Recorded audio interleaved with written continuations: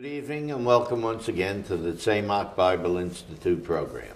I'm John Klein, and with me as usual is Ken Garrison, pastor of Fellowship Church and founder of the Tzemach Bible Institute.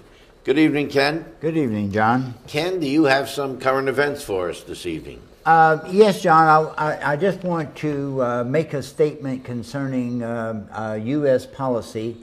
We do this frequently because we believe that the American public, and especially Christians, must be awakened to what is actually being implemented on our behalf in our government. On Monday, Secretary of State Rice met in Jerusalem with Prime Minister Olmert and the Palestinian chief Abbas.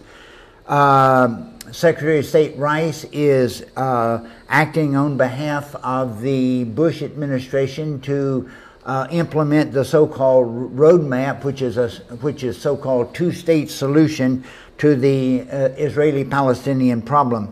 The meeting didn't accomplish anything because the Palestinian position is for a one-state solution, that is a terrorist Muslim state from the Jordan River to the Mediterranean. This shows us how desperate the Bush administration is to implement its new strategy in the Middle East. And that strategy now appears to be an attempt to unify a bloc of Sunni Muslim states in opposition to Iran.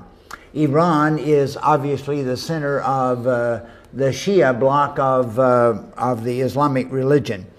Iran has patiently developed over about 3 decades now,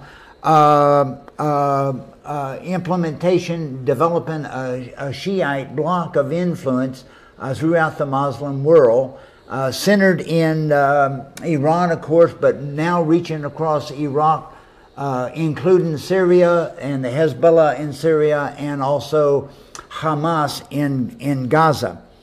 Now also Iran is working to develop nuclear weapons, and as such they'll be in a position for a frontal assault on Israel.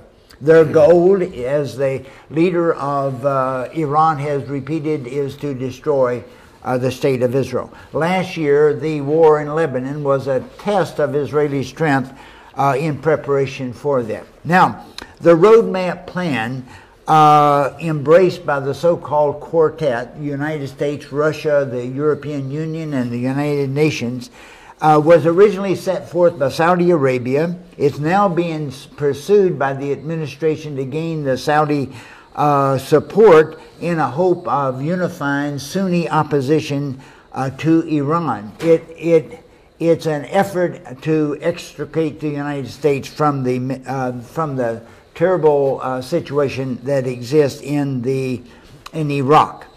The price of Saudi cooperation is obviously Israel. Now, who wins if this strategy is implemented? Well, if Iran prevails, then what we're going to see is an attack on Israel by Hezbollah and Hamas from both ends, backed up by a nuclear capability in Iran. The goal, the destruction of Israel.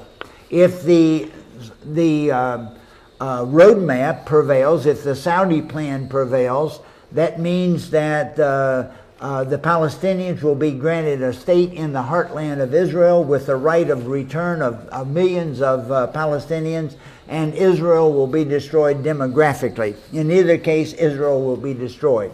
Who will be judged as a result of the implementation of that plan? And we believe the United States will be judged. In fact, I believe that the United States is already being judged, and the present demoralizing struggle in Washington between the administration and the Congress is just a sign of that judgment. Christians are the only ones that's going to understand what's going on and raise a voice in opposition to it. The United States should be an absolutely declared ally of Israel in the war in terrorism. Okay.